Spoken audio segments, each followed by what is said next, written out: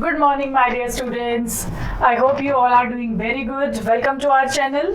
And so far we have completed chapter number 1 of class 11 business studies, जिसे हमने पढ़ा था बहुत ही शॉर्ट एंड इंटरेस्टिंग वे में. बहुत ज़्यादा डिटेल्स में आपको मैंने कुछ भी नहीं बताया है. बहुत छोटे छोटे कह सकते हैं कि वर्ड्स में सिंपल लाइंस में मैंने एक टॉपिक को एक्सप्लेन किया था, और सेम वे में और भी सेम तो नहीं और थोड़े बेटर वे में आज हम स्टार्ट करेंगे चैप्टर नंबर 2. चैप्टर नंबर 2 जो है हमारा किससे रिलेटेड है? Forms of business organisation. First chapter में हमने पढ़ लिया कि बिजनेस करना था, किस किस टाइप के बिजनेस में आप इन्वॉल्व हो सकते हैं. इस चैप्टर में हम पढ़ेंगे कि बिजनेस का कौन सा फॉर्म आप चूज करेंगे. फॉर एग्जांपल कि मुझे अकेले बिजनेस करना है, हम 2 लोग मिलकर करेंगे या 10 लोग मिलकर करेंगे, या फिर मुझे डायरेक्ट कंपनी ही स्टार्ट करनी है. तो और डिटेल में जाएंगे इस चैप्टर में. तो टॉपिक है हमारा फॉर्म्स ऑफ, चैप्टर है हमारा फॉर्म्स ऑफ बिजनेस ऑर्गेनाइजेशन, और क्लास 1 जो आज हमारा है क्लास 1, इसमें हम कवर करेंगे सोल प्रोप्राइटरशिप का कंप्लीट कॉन्सेप्ट. एक चीज मैं आपको और बताना चाहूंगी जिसमें स्टूडेंट्स कंफ्यूज रहते हैं कि मैम सिलेबस में लिखा है कॉन्सेप्ट ऑफ प्रोप्राइटरशिप. तो कॉन्सेप्ट का मीनिंग मेरे बच्चों, उसमें सिर्फ आप मीनिंग को नहीं इंक्लूड करके चलेंगे. कंसेप्ट का मीनिंग क्या होता है कि उस टॉपिक से related each and everything, B it its features, objectives, advantages, disadvantages, each and everything is a part of your concept. Single जो कॉन्सेप्ट वर्ड लिख दिया जाता है सिलेबस में, उस कॉन्सेप्ट वर्ड में ये सब टॉपिक्स हो जाते हैं इंक्लूड. तो जल्दी से स्टार्ट करते हैं आज की क्लास सोल प्रोप्राइटरशिप पर. राइट, तो चलिए जल्दी से स्टार्ट करते हैं. बिजनेस एंटरप्राइज, ये है हमारा आज का पहला टॉपिक. पहले पढ़ते हैं कि बिजनेस जब आप खोलने के बारे में आपने सोचा तो आपको पता तो हो बिजनेस एंटरप्राइज होता क्या है. तो पढ़ते हैं इसकी एक छोटी सी definition. It is an organisation, ये क्या है? एक organisation which is engaged in some business और कमर्शियल एक्टिविटीज. कोई भी ऑर्गेनाइजेशन जो किसी भी टाइप की बिजनेस एक्टिविटीज या फिर कमर्शियल एक्टिविटीज में इन्वॉल्व है. एवरी बिजनेस, आप जब भी बिजनेस स्टार्ट करेंगे क्या करेंगे? हम कोई ना कोई फॉर्म ऑफ बिजनेस ऑर्गेनाइजेशन सोचेंगे अपने बिजनेस की एक्टिविटीज को करने के लिए. हमने बिजनेस खोला, बिजनेस की एक्टिविटीज करनी है, सबसे पहले माइंड में क्या आना चाहिए कि मैं किस फॉर्म ऑफ बिजनेस ऑर्गेनाइजेशन को चूज करूंगी. अब दिस बिजनेस एंटरप्राइज में be classified into 3 broad categories. 3 type के बिजनेस एंटरप्राइजेस हो सकते हैं. प्राइवेट सेक्टर एंटरप्राइजेस, बताती हूँ अभी इन सब के बारे में. Public sector enterprise and joint sector. 3 type के आपके हो गए सेक्टर्स. थोड़ा सा बेसिक्स है जो आपको पता होना चाहिए before we start complete concept of sole proprietorship. Private sector हो सकता है, पब्लिक सेक्टर हो सकता है, या फिर हो सकता है जॉइंट. जॉइंट में मीन्स दोनों का ही कुछ ना कुछ आ जाएगा पोर्शन. राइट, अब पढ़ते हैं इन तीनों के बारे में थोड़ा सा, मतलब बहुत शॉर्ट में आप कह सकते हो इनका डेफिनेशन. फर्स्ट है हमारा public sector enterprise. Public sector enterprise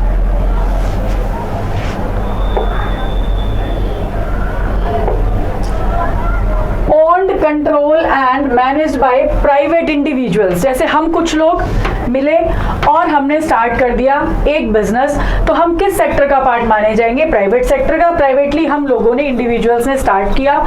honour भी हम हैं, कंट्रोल भी हम करेंगे और पूरी की पूरी मैनेजमेंट भी हम ही संभालेंगे. Right, main motive is earning profit. अब हम कुछ लोगों ने मिलके अगर स्टार्ट किया बिजनेस, तो हमारा मेन मोटिव उसमें क्या रहेगा? प्रॉफिट अर्न करना. कुछ एग्जांपल्स हैं, HDFC bank limited, private bank आप जिसे बोलते हैं ना कि प्राइवेट बैंक है, गवर्नमेंट बैंक है, ये वही चीजें हैं. तो जितनी भी प्राइवेट कंपनीज आपके नॉलेज में हो वो सब पार्ट है हमारे प्राइवेट सेक्टर एंटरप्राइज का. HDFC बैंक हो गया, या कोई भी प्राइवेट बैंक का एग्जांपल आप इसमें ले सकते हैं. विप्रो कंपनी हो गई, ये सब प्राइवेट कंपनीज हैं. नेक्स्ट है हमारा पब्लिक सेक्टर. पब्लिक सेक्टर में क्या होगा? Owned, controlled and managed by central and state government. Government जिन एंटरप्राइजेस को ऑन करती है मीन्स उन्हीं का राइट है, या कंट्रोल करती है, या फिर पूरी की पूरी मैनेजमेंट भी क्या है? गवर्नमेंट की. ये तीनों चीजें if done by government that enterprise will be called as public sector enterprise, जो गवर्नमेंट के ऑफिसेज, गवर्नमेंट बैंक्स, जितने भी गवर्नमेंट कंपनीज आपके माइंड में है वो सब है हमारी पब्लिक सेक्टर का पार्ट। पब्लिक सेक्टर करेगा क्या? पब्लिक की हेल्प, पब्लिक की हेल्प, यानी इसका मेन मोटिव प्रॉफिट अर्न करना नहीं है, इनका मोटिव क्या है? पब्लिक को सर्व करना, इसीलिए इसे गवर्नमेंट सेक्टर बोला जाता है कि हाँ ठीक है सरकार काम कर रही है लोगों के लिए, राइट। तो मेन मोटिव इज सर्विस, देखो यहाँ लिखा भी होगा, ऑल्दो प्रॉफिट तो वो अर्न करेंगे, करेक्ट, प्रॉफिट वो अर्न करेंगे, बट इनका मेन मोटिव क्या रहता है? पब्लिक को सर्विस प्रोवाइड करना। पब्लिक को सर्विस दे रहे हैं तो public sector, and own, controlled and managed bye हमारी गवर्नमेंट। एग्जांपल्स आगे, Hindustan petroleum corporation, petroleum corporation ये हमारा गवर्नमेंट के अंडर आता है। IOCL, Indian oil corporation limited, SBI, जितने भी गवर्नमेंट बैंक्स आप जानते हो वो सब हमारा पार्ट है पब्लिक सेक्टर एंटरप्राइज का, राइट। नेक्स्ट है हमारा जॉइंट, नाम से ही थोड़ा सा क्लियर है जॉइंट, जिनमें कुछ प्राइवेट सेक्टर कुछ गवर्नमेंट दोनों मिलके अगर काम करेंगे, कि कुछ एरिया तो है प्राइवेट इंडिविजुअल्स का, कुछ है गवर्नमेंट का, तो वो जाकर बन जाएगा जॉइंट सेक्टर एंटरप्राइज। तो any enterprise which is owned, controlled and managed jointly by private entrepreneurs and government, and government को माया एंड लिख देंगे यहाँ, एंड गवर्नमेंट, तो वो क्या माना जाएगा? Joint sector enterprise. एग्जांपल्स है कुछ, मारुति उद्योग, मैड्रास रिफाइनरीज एटसेट्रा, राइट। ये हो गए हमारे एग्जांपल, इसमें प्राइवेट कंपनीज भी इन्वॉल्व हैं, प्लस में गवर्नमेंट का भी रोल रहता है। तो ये थे हमारे 3 टाइप के सेक्टर, मैंने पढ़ाया आपको बिजनेस एंटरप्राइज के बारे में। कोई भी बिजनेस जो हम स्टार्ट करेंगे, जिसमें आपने कोई भी बिजनेस या कमर्शियल एक्टिविटीज की, 3 टाइप का हो सकता है, पब्लिक सेक्टर, प्राइवेट सेक्टर या फिर जॉइंट। पब्लिक सेक्टर में which is owned, controlled and managed by government, सरकार सारा काम करेगी। प्राइवेट इंडिविजुअल्स कर रहे हैं तो प्राइवेट इंडिविजुअल्स कर रहे हैं तो वो बन जाएगा हमारा प्राइवेट सेक्टर एंटरप्राइज, और दोनों मिलकर करे, गवर्नमेंट भी और प्राइवेट इंडिविजुअल्स भी, तो वो बन जाएगा हमारा जॉइंट सेक्टर, करेक्ट। तो हमें पढ़ना है इस चैप्टर में इन 5 ये जो टॉपिक्स आपको दिख रहे हैं, इनका कंप्लीट कॉन्सेप्ट, इनके फीचर्स, इनके मीनिंग, इन्हीं के मेरिट्स एंड इन्हीं के डीमेरिट्स, दैट्स इट, राइट। तो ये है हमारे 5 टाइप के फॉर्म्स ऑफ बिजनेस ऑर्गेनाइजेशन। पहला है sole proprietorship, joint Hindu family business पढ़ेंगे सबके बारे में डिटेल में, सिर्फ नेम है ये, partnership, cooperative societies and companies, इन 5 के बारे में अब डिटेल में हमें पढ़ना है इस चैप्टर में। और आज का हमारा टॉपिक रहेगा सोल प्रोप्राइटरशिप। छोटा सा टॉपिक है, बहुत सिंपल है, बहुत इजी है, और ज्यादा सिंपल हम इसे बना देंगे, राइट। तो नेक्स्ट है, मेन टॉपिक पर आ जाते हैं अब अपने, सोल प्रोप्राइटरशिप, करेक्ट। 2 वर्ड्स से मिलकर ये नाम बना, sole and proprietorship. Sole means single, sole means single, एक अकेला पर्सन, सोल मीन्स सिंगल, एक अकेला पर्सन, प्रोप्राइटर इज ओनर, मालिक, यानी कोई भी ऐसा बिजनेस जिसमें एक अकेला पर्सन मालिक है, वही पर्सन सब काम करेगा, तो वो टाइप ऑफ बिजनेस ऑर्गेनाइजेशन क्या बन जाएगा? Sole proprietorship. उस बिजनेस को हम क्या बोलेंगे? Sole proprietorship.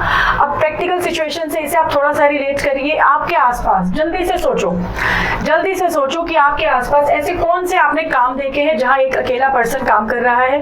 आप किसी ब्यूटी पार्लर का एग्जांपल ले सकते हैं कि किसी भी फीमेल ने स्टार्ट किया, तो वो किस टाइप का बिजनेस कर रही है? Sole proprietorship.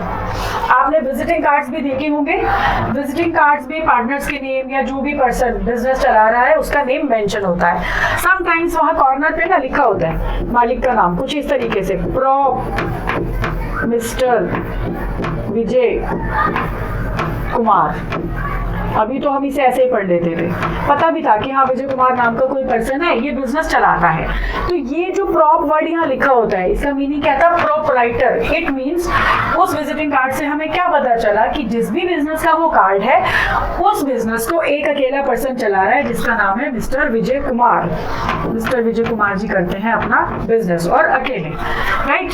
तो सोल प्रोप्राइटरशिप, सिंगल ऑनर जहाँ रहेगा उसे हम बोलेंगे सोल प्रोप्राइटरशिप। मीनिंग क्या है इसका? A business, कोई भी ऐसा business which is owned, managed and controlled by individual, single individual is known as sole proprietorship organization. I hope meaning सबको क्लियर है। जब भी कोई अकेला पर्सन बिजनेस करेगा उसे हम क्या बोल देंगे? सोल प्रोप्राइटरशिप का बिजनेस।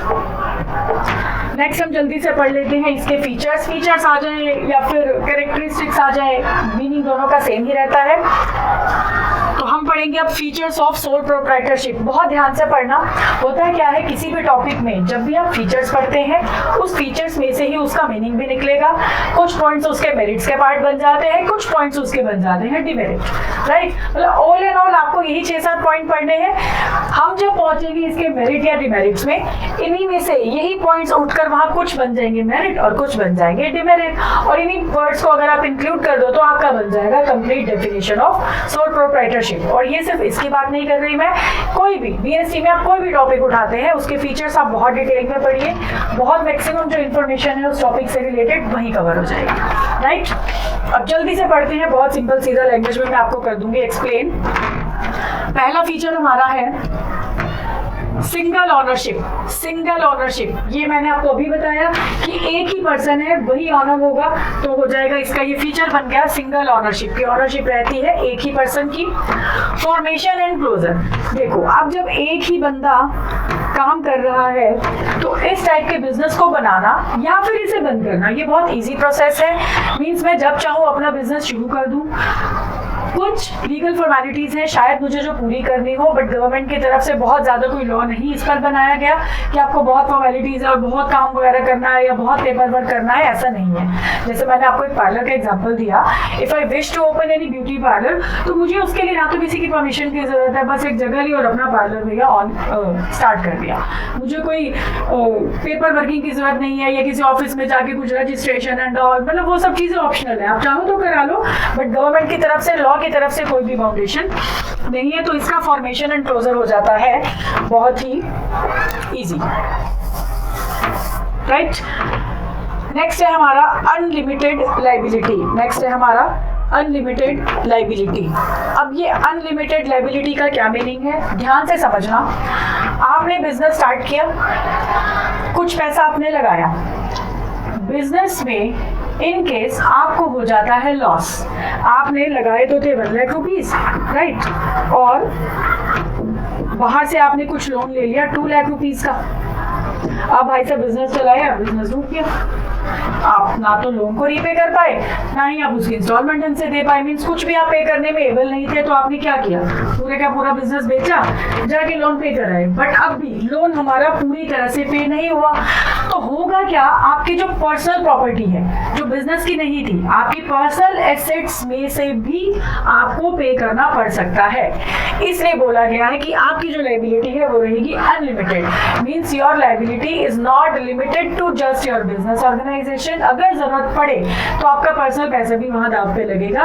ऑल्दो हम अकाउंट्स में क्या पढ़ते हैं, सेपरेट एंटिटी कॉन्सेप्ट पढ़ते हैं कि क्या होगा उसमें, आपका बिजनेस अलग है और आप अलग हो, ये पढ़ाते हैं हम अकाउंट्स में, राइट, कि ये है मिस्टर ए और ये है मिस्टर ए का बिजनेस, ये है हमारा नेचुरल पर्सन, ये है हमारा आर्टिफिशियल पर्सन। एंटिटी वाइज हमने कर दिया इन दोनों को सेपरेट, बट लोन लिया बिजनेस ने लोन दिया। अब सपोज करो बिजनेस ये लोन को रीपे नहीं कर पा रहा, तो मिस्टर ए क्या बोल सकता है कि भाई बिजनेस ने लोन लिया था, जाओ जाकर बिजनेस चलो, अरे भाई बिजनेस तो तेरा ही है, लिया तो तूने ही था, तो अल्टीमेटली रिस्पॉन्सिबिलिटी मिस्टर ए की बनेगी। क्योंकि अगर इस पोजीशन पर हम ये बोल दे कि सेपरेट एंटिटी कॉन्सेप्ट है और भाई हमारा जो बिजनेस है उसने लोन लिया और आप जाके बिजनेस से ले लो सारा पैसा वापस, तो गलत हो जाएगा। ऐसे तो हर इंसान जाके लोन लेगा और बिजनेस को आगे कर देगा।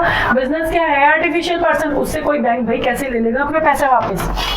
तो सोल प्रोप्राइटरशिप के केस में जब ये मिस्टर ए भाई साहब अकेले काम कर रहे हैं, अकेले लोन लिया, तो बिजनेस के एसेट्स को वो सेल करके लोन को पे कर सकता है, नो इश्यूज। बट अगर जरूरत पड़ी या लोन का पैसा पूरा नहीं कवर हो पाया, तो मिस्टर ए की जो अपनी पर्सनल प्रॉपर्टी है वो भी यूज की जा सकती है। तो ये हो गया हमारा अनलिमिटेड लायबिलिटी, यानी कभी लायबिलिटी आई तो वो रहेगी सोल प्रोप्राइटर की अनलिमिटेड। इंडिविजुअल रिस्क बियरिंग, अब क्योंकि मिस्टर ए ने अकेला काम किया तो पूरे का पूरा रिस्क भी उसका, प्रॉफिट रिसिपिएंट वो भी अकेला, जितना प्रॉफिट आएगा उस पूरे का पूरा प्रॉफिट का मालिक हो जाएगा mister A. No separate legal entity, अब देखो यहाँ से ये चीज क्लियर होगी कि सोल प्रोप्राइटरशिप के केस में एक्चुअल में कोई सेपरेट एंटिटी हम नहीं मान सकते। मिस्टर ए ये नहीं बोल सकता कि लोन लिया था बिजनेस ने, अब आप बिजनेस से लो, नहीं, आपकी एंटिटी और इसकी एंटिटी सेम है इस बिजनेस की, इट मींस कोई भी सेपरेटली लीगल एंटिटी नहीं है। लैक ऑफ बिजनेस कंटिन्यूटी, क्योंकि अकेला पर्सन काम कर रहा है, कोई भी इश्यूज हो जाते हैं या मान लो वो पर्सन अब बिजनेस करने में एबल नहीं है, तो ऐसे केस में वो बिजनेस क्या होगा, बंद हो जाएगा। मींस किसी भी मिस हैपनिंग के केस में, सिंगल ऑनर है उसके साथ ही कोई मिस हैपनिंग हो गई, वो अगर बिजनेस अब नहीं कंटिन्यू कर पा रहा तो बिजनेस तो खत्म। यानी बिजनेस कंटिन्यूटी कहीं ना कहीं इस टाइप के फॉर्म ऑफ बिजनेस ऑर्गेनाइजेशन में रहती है डिस्टर्ब, कि बिजनेस कंटिन्यू नहीं किया जा सकता। स्मॉल साइज और सोल प्रोप्राइटरशिप का जो बिजनेस है वो एक छोटे साइज का जो बिजनेस है वही अप्लाई कर सकते हैं। बिकॉज आप सोचिए कि मैं बहुत लार्ज स्केल पर बिजनेस ओपन करूं तो ऐसा नहीं है कि अकेला पर्सन उन सब चीजों को मैनेज कर पाए। तो ये थे हमारे फीचर्स। सिंगल ओनरशिप, अकेला इंसान काम करेगा, वही मालिक है। फॉर्म करना और क्लोज, बनाना और बंद करना इस टाइप के बिजनेस को बहुत ईजी है। लायबिलिटी रहती है सोल प्रोप्राइटर की अनलिमिटेड, अकेला ही रिस्क सारे बियर करेगा, क्योंकि अकेले ने रिस्क बियर किया, प्रॉफिट हुआ तो पूरे का पूरा प्रॉफिट भी उसका। सेपरेट लीगल एंटिटी इस बिजनेस में नहीं रहती, बिजनेस कॉन्टिन्यूटी रहती है बहुत कम, लैक, कंप्लीट लैक, और सूटेबल रहता है ये सिर्फ स्मॉल साइज के बिजनेस के लिए। लार्ज साइज के बिजनेस में आप सोल प्रोप्राइटरशिप वाला form of business organisation choose नहीं कर सकते। और ये हम प्रैक्टिकली भी सोचे तो आपको इसका आंसर खुद के मन से ही मिल जाएगा, राइट। नेक्स्ट है हमारा topic merit and demerit. I just told you कि इसमें से कुछ जो टॉपिक्स है, कुछ पॉइंट्स हैं हमारे फीचर्स में से ही निकले हैं, वही सेम पॉइंट्स देखना, यहाँ कुछ रिपीट हो जाएंगे, करेक्ट। अब जल्दी से पढ़ते हैं मेरिट्स इसके। पहला है क्विक डिसीजन। देखो मैंने आपको एक चीज बताई, सिंगल पर्सन है, सारे डिसीजन अकेले लेगा, सारा रिस्क अकेले बियर करेगा, पूरे का पूरा प्रॉफिट भी उसका, सब कुछ अकेला, तो डिसीजन होगा क्या, बहुत जल्दी, क्योंकि उसे पूछना तो है नहीं। पार्टनर्स के केस में तो क्या होगा, मान लो मेरा कोई पार्टनर है, मैं कोई भी डिसीजन लूंगी उससे पूछ के लूंगी, यहाँ ऐसा कुछ है ही नहीं, अकेला इंसान है, जल्दी से डिसीजन लेके अप्लाई कर देगा। कॉन्फिडेंशियलिटी, अकेला ही पर्सन है, सारी इंफॉर्मेशन उसके पास है, और गवर्नमेंट की तरफ से लॉ में भी कहीं नहीं लिखा गया कि उसको अपने जो फाइनेंशियल स्टेटमेंट्स है पब्लिश करने जरूरी है, उसे अपने किसी भी फाइनेंशियल स्टेटमेंट को पब्लिक करने की जरूरत नहीं है, तो पूरी की पूरी इंफॉर्मेशन उनकी रह जाएगी कॉन्फिडेंशियल। डायरेक्ट इंसेंटिव, इसका क्या मीनिंग है कि जितना भी प्रॉफिट वो अर्न करेगा पूरे का पूरा उसका डायरेक्टली उसे ही मिल रहा है, तो जितना भी इंसेंटिव है डायरेक्टली वही अकेला रिसिपिएंट है। सेंस ऑफ अकम्प्लिशमेंट, अब ये क्या चीज है, एक अच्छी फीलिंग, मोटिवेशन वाली फीलिंग कि मैंने प्रॉफिट कमाया, मुझे मिलेगी मोटिवेशन, और मुझे एक अकम्प्लिशमेंट वाली फीलिंग है कि हाँ कि बिल्कुल सही ट्रैक पर मैं काम कर रही हूँ, तो वो एक फीलिंग रहती है कि मैंने अकेले काम किया and I am earning sufficient profits, तो ठीक है मुझे एक अंदर से ही मोटिवेशन मिलेगा, और ये होगा भी। सपोज करो आप लोगों ने बिजनेस स्टार्ट किया, मान लो मैंने बिजनेस स्टार्ट किया, या जैसे मैं ये वीडियो शूट कर रही हूँ, अब आप लोग इसे बहुत जल्दी से जाकर देखते हैं, लाइक्स करते हैं, कमेंट्स करते हैं, तो मुझे मोटिवेशन मिलेगी, तो ये क्या हो जाएगा मेरे लिए, सेंस ऑफ अकम्प्लिशमेंट, और करना भी है ऐसा, so that I can feel this sense of accomplishment, right. Next is easy to form and dissolve, ये अभी पढ़ा था फीचर्स में भी कि इस टाइप के बिजनेस को बनाना भी बहुत आसान है, और बनाना आसान है तो बंद करने में भी क्या ही प्रॉब्लम है, बंद करना भी हो जाएगा इसे बहुत ही इजी। नेक्स्ट हमारा टॉपिक है डीमेरिट। अब भाई नुकसान क्या है इस चीज के, अब थोड़ा सा माइंड से सोचो, आप अकेले काम कर रहे हो तो बहुत सी प्रॉब्लम्स आप फेस करोगे, जैसे अभी हमने फीचर्स में पढ़ा लैक ऑफ बिजनेस कंटिन्यूटी, आपके साथ कुछ भी प्रॉब्लम है, बिजनेस कंटिन्यू नहीं हो पाएगा, तो बिजनेस हो गया डिस्टर्ब, राइट। अब ऐसा भी नहीं है कि मैं हर फील्ड में ही एक्सपर्ट हूँ, एक्सपर्टीज मेरा हर एक फील्ड में 100% वाला नहीं हो सकता, तो क्या है कि मुझे शायद किसी से सजेशन लेने की जरूरत पड़े, तो लगता है ना कि यार एक पार्टनर साथ में होता तो मैं उससे भी पूछता, या मे बी कोई वो अच्छा सजेशन दे पाता, तो कुछ ही कमियां हैं सोल प्रोप्राइटरशिप की, वो अब हम पढ़ते हैं। लिमिटेड रिसोर्सेज, कि आप जब पैसा लगाओगे, ऐसा तो नहीं है कि एक पर्सन की कैपेसिटी इतनी है कि मैं जितना चाहूँ इन्वेस्ट कर दूँ, मेरे रिसोर्सेज ऑलवेज लिमिटेड रहेंगे, क्योंकि एक अकेला पर्सन इन्वेस्ट कर रहा है, वहाँ मैं अकेली हूँ, तो जितने भी रिसोर्सेज मैं अप्लाई करूंगी वो कहीं ना कहीं एक लिमिट में रहेंगे। मैं सोचूं कि मैं करोड़ों का एक बहुत लेवल पर खोल दूं बिजनेस अभी, तो ऐसा पॉसिबल नहीं है। Limited life of a business, और इस टाइप के बिजनेस की जो लाइफ रहती है वो रहती है बहुत ही लिमिटेड। जैसे मैंने आपको बताया अभी कि ऑनर के साथ कोई भी प्रॉब्लम हो गया, मेरा बिजनेस है, सपोज करो मैं ही 15 दिन के लिए जा रही हूँ, मैं बिजनेस को कर ही नहीं सकती, या मेरी तबीयत खराब है, या गॉड फॉरबिड कोई एक्सीडेंट हो गया है, तो प्रॉब्लम आ जाएगी ना, बिजनेस तो मेरा पूरा डिस्टर्ब हो जाएगा। तो limited life of a business, और हो सकता है कि बंद भी करना पड़ जाए, तो इस टाइप के बिजनेस की लाइफ बहुत ज्यादा लंबी नहीं हो सकती। अनलिमिटेड लायबिलिटी, ये पढ़ा था अभी हमने फीचर्स में कि अकेला बंदा है तो पूरी की पूरी लाइबिलिटी उसकी, दैट इज ऑल्सो अनलिमिटेड, कोई लिमिट नहीं है। आप जितना बिजनेस में पैसा लगा रहे हैं, हो सकता है वो सब खत्म करने के बाद आपकी पर्सनल प्रॉपर्टी में से भी आपको कुछ पैसा देना पड़े। लिमिटेड मैनेजरियल स्किल्स, अब यही चीज मैंने आपको बताया कि मैं हर एरिया में स्किल्ड नहीं हो सकती। हो सकता है कि मैं एडमिनिस्ट्रेशन में बहुत अच्छा काम करती हूँ, बट मार्केटिंग में या फिर सेल्स में मेरा उतना एक्सपर्टीज नहीं है, तो मैं हर एरिया में क्योंकि एक्सपर्ट नहीं हूँ, तो एक पर्टिकुलर एक्सपर्ट सर्विस हर एक एरिया में मेरे बिजनेस को नहीं मिल पाएगी। तो कहीं ना कहीं मेरी स्किल रहेगी लिमिटेड, और ये बन जाएगा हमारे इस फॉर्म ऑफ बिजनेस ऑर्गेनाइजेशन का लिमिटेशन, राइट। तो इस लेक्चर में हमने क्या क्या पढ़ा? Type of business enterprises, public sector, private sector and joint, correct. फिर हमने पढ़ा प्राइवेट सेक्टर में आप किस किस टाइप के फॉर्म ऑफ बिजनेस ऑर्गेनाइजेशन कर सकते हैं, चूज। 5 मैंने आपको नेम बताए, जिसमें से आज हमने कवर किया है सोल प्रोप्राइटरशिप का complete concept with meaning, with features, with merits and with demerits. अब देखो कितना इजी सा टॉपिक था, बाकी की क्लासेस भी ऐसी ही रहने वाली है, और ये चैप्टर है बहुत सीधा साधा सिंपल सा, right. I hope you have enjoyed this lecture very much. मैंने तो बहुत एंजॉय किया। अब आप लोग भी जल्दी से जाओ, इस पूरे वीडियो को देखो, लाइक करो, कमेंट करो, शेयर करो, सब्सक्राइब कर दो जल्दी से चैनल को इफ नॉट डन, करेक्ट। तो मिलते हैं नेक्स्ट लेक्चर में, बाय बाय।